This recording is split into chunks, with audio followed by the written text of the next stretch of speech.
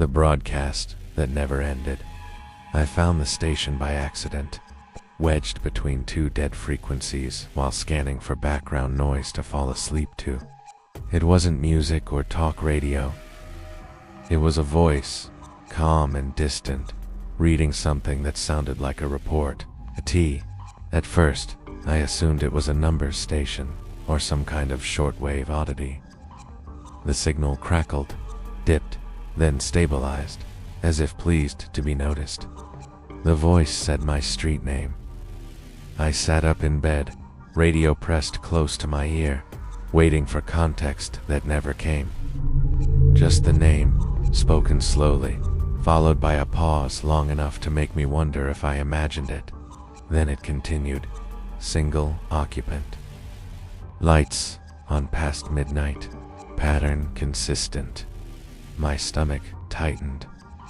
I reached to change the station, but the dial resisted, catching slightly like something physical was holding it in place. The voice went on, describing details it shouldn't have known.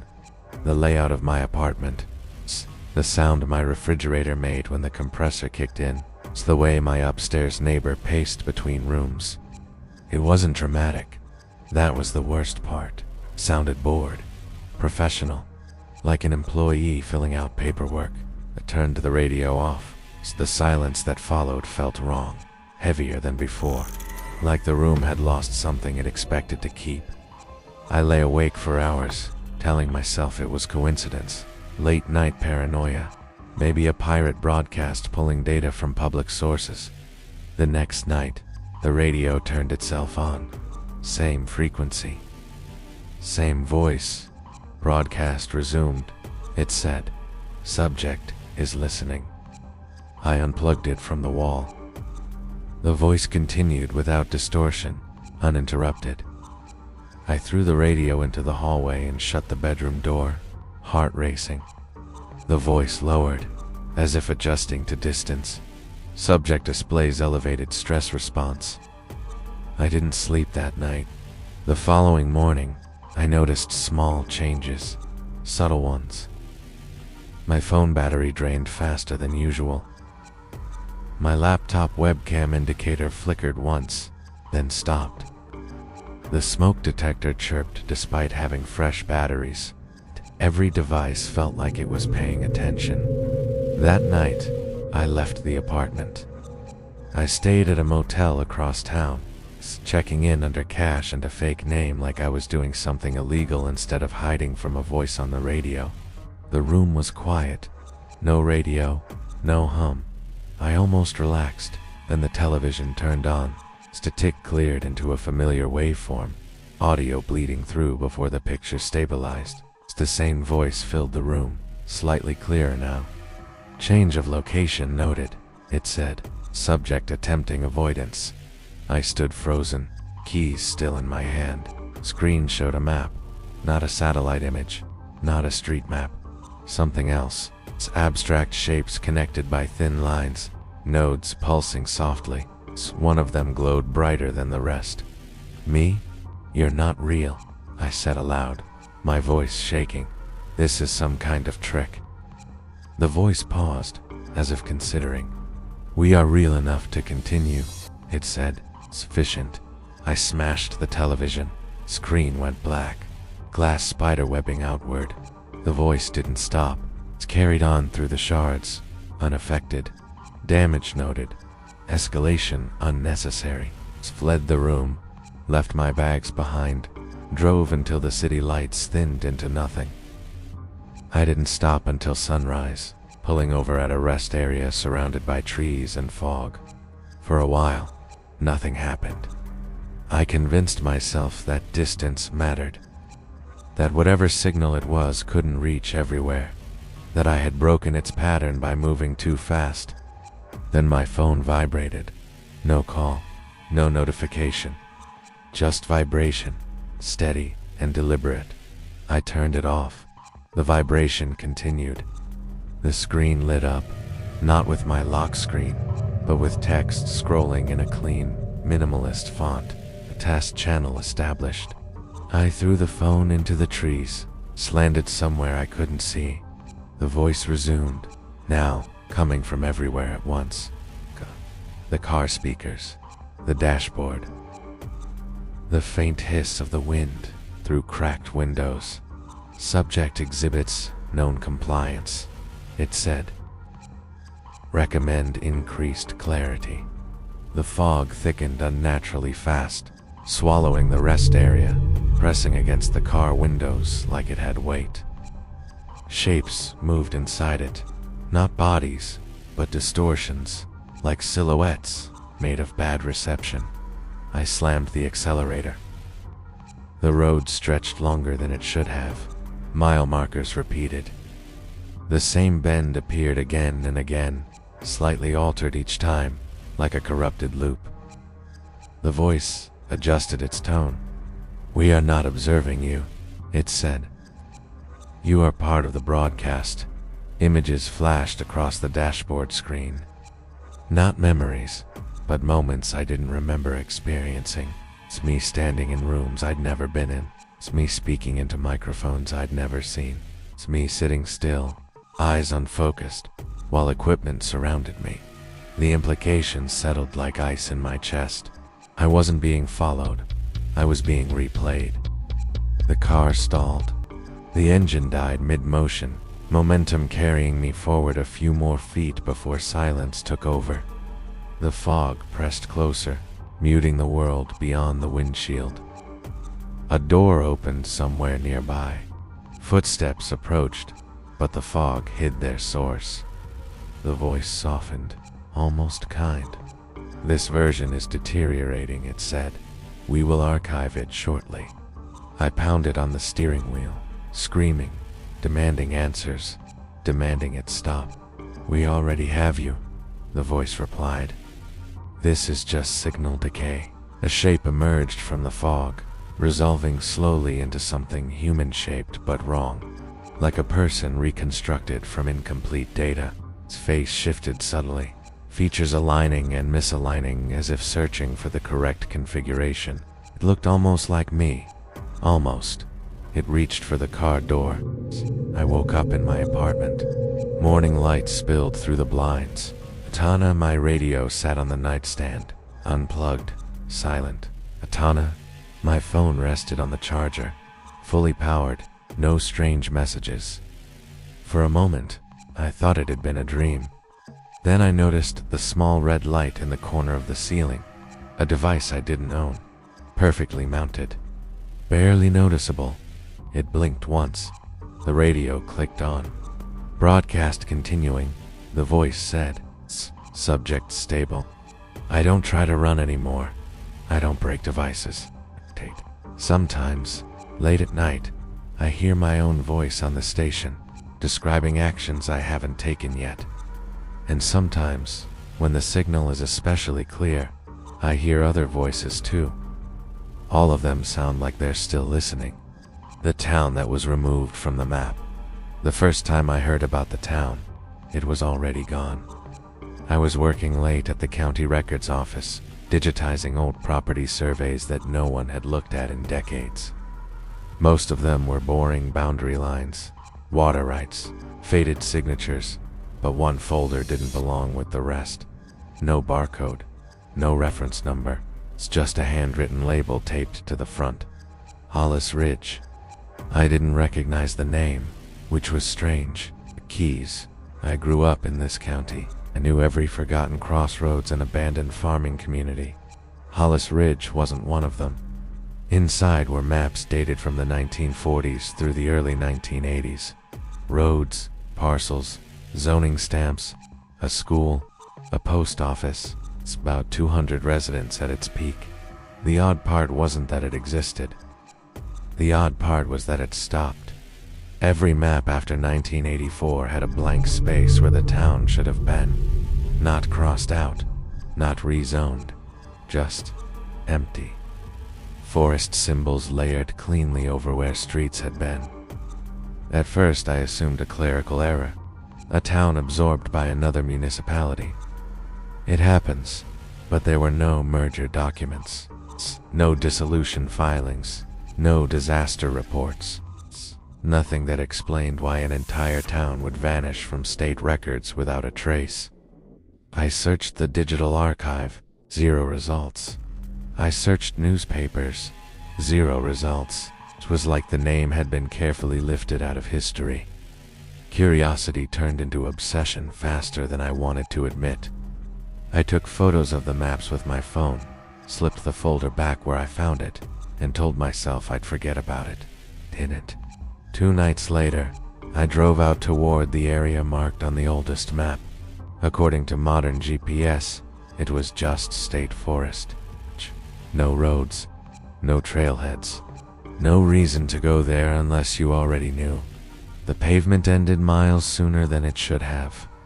I parked on the shoulder and followed a faint dirt path that shouldn't have existed, cutting deeper into the trees than any maintained trail would.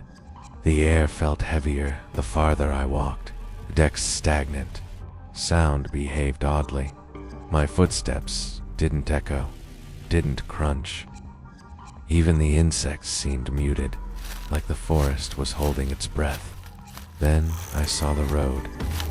It was cracked asphalt, half swallowed by moss, but unmistakable. A real road. Yellow divider lines faded but still visible. It curved downhill into the trees, exactly where the map said Main Street should be. My phone lost signal the moment I stepped onto it. The town revealed itself slowly, like it didn't want to be seen all at once. A streetlight leaning at an unnatural angle. A mailbox with no numbers.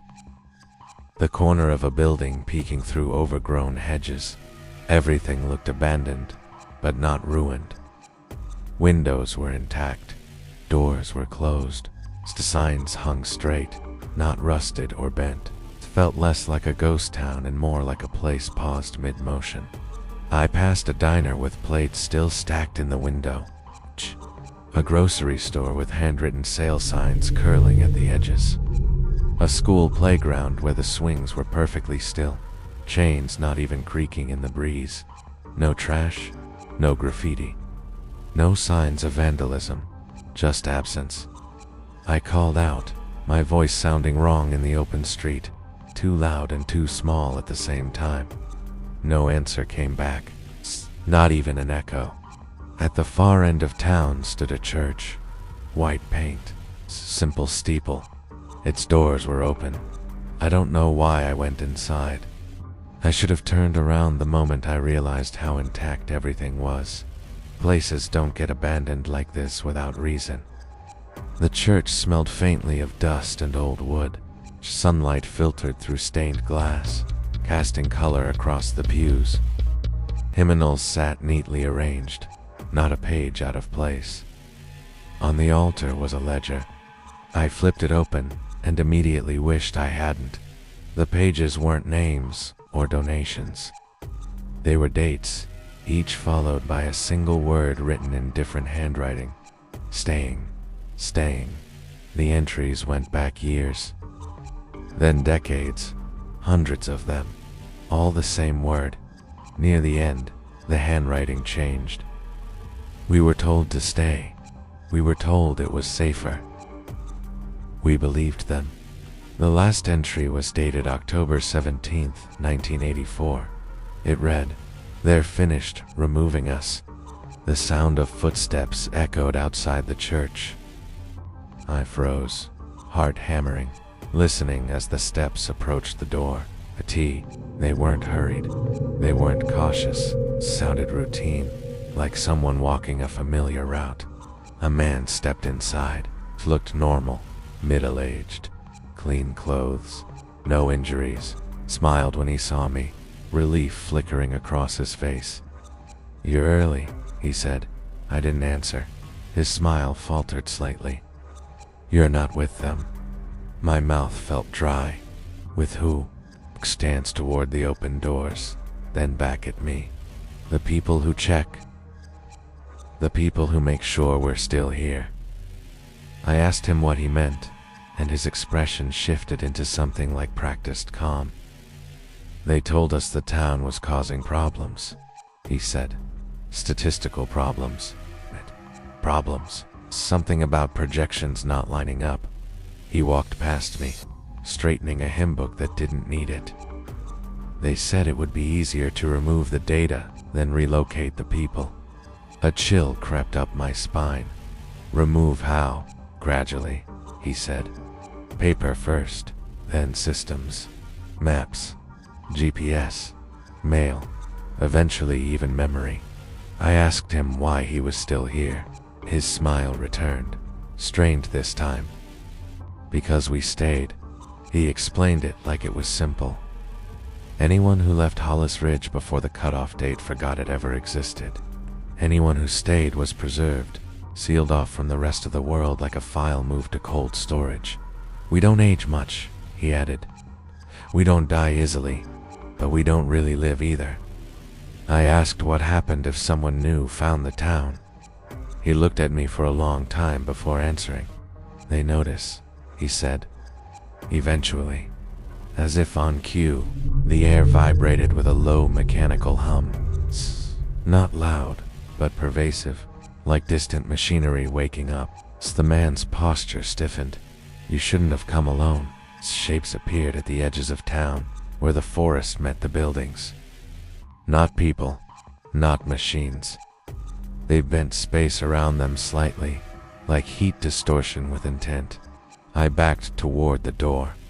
They're correcting the error, the man said softly. I ran. The streets twisted as I moved, intersections leading somewhere different than they should. Buildings repeated themselves. The diner appeared 3 times in a row, each one slightly more worn than the last. The hum grew louder. I broke through the tree line without realizing how. One step I was in town, the next I was stumbling onto leaf-covered dirt, gasping for breath. The road behind me was gone. My car was exactly where I left it. My phone regained signal instantly. According to the time, I'd only been gone 40 minutes.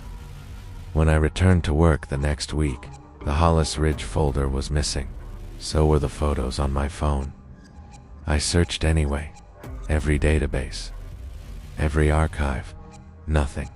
Except sometimes, when I drive near that stretch of forest, my GPS hesitates. The screen flickers. And for just a second, before correcting itself, a road appears that isn't supposed to be there. And every time, a notification pops up beneath it. Destination unavailable. Location archived. The floor that wasn't there. I moved into the apartment because it was cheap and close to work. The building was old, concrete, and brick, with an elevator that groaned like it resented being used. Management warned me it sometimes skipped floors. The first night, I pressed 7 and felt the elevator lurch harder than usual. A display flickered, numbers blurring, then settled on 8. The doors opened to a hallway I didn't recognize. The carpet was darker, almost damp, and the lights buzzed at a lower pitch, or smelled stale, like a room that hadn't been opened in years. I stepped out, thinking I'd walked into the wrong section of the building. Every door was the same color. No numbers, no signs, just identical frames stretching down the hall farther than the building should allow. I turned back to the elevator. The doors were already closing. I reached them just in time, sliding inside as the hallway vanished behind me. The display blinked again, then showed 7. When the doors opened, everything was normal. My floor, my hallway, my apartment door exactly where it should be. I told myself it was a glitch, old wiring, bad sensors. The second time happened 3 nights later. Same lurch, same flicker. This time, the display showed no number at all. The doors opened slowly. The hallway looked closer now, narrower. The walls leaned inward just enough to feel intentional. At the far end, someone stood facing away from me, perfectly still. I stayed inside the elevator. The doors refused to close. The figure didn't move, but I felt watched anyway, like something was aware of me without needing to turn around. When the lights above it flickered, I saw its shadow split in two, stretching in opposite directions. I mashed the emergency button until the doors finally slid shut.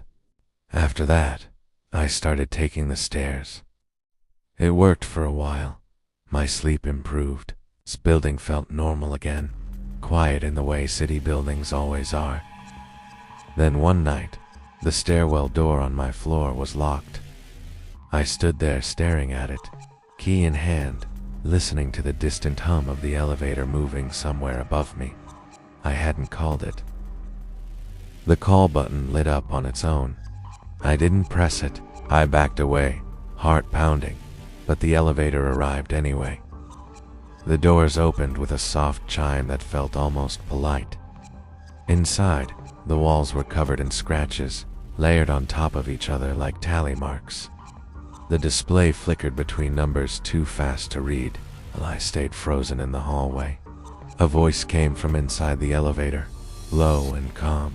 It's not distorted, not threatening. It's faster if you stop resisting. The doors began to close.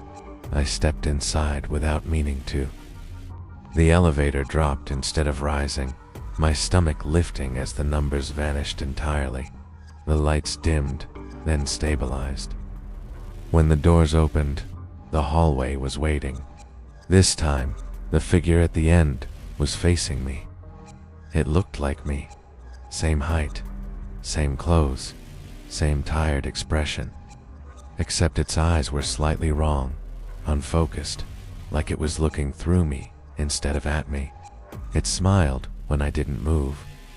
"I was hoping you'd come back," it said, speaking with my voice. They don't like when the floors go empty." I tried to scream, but the sound stayed trapped in my chest.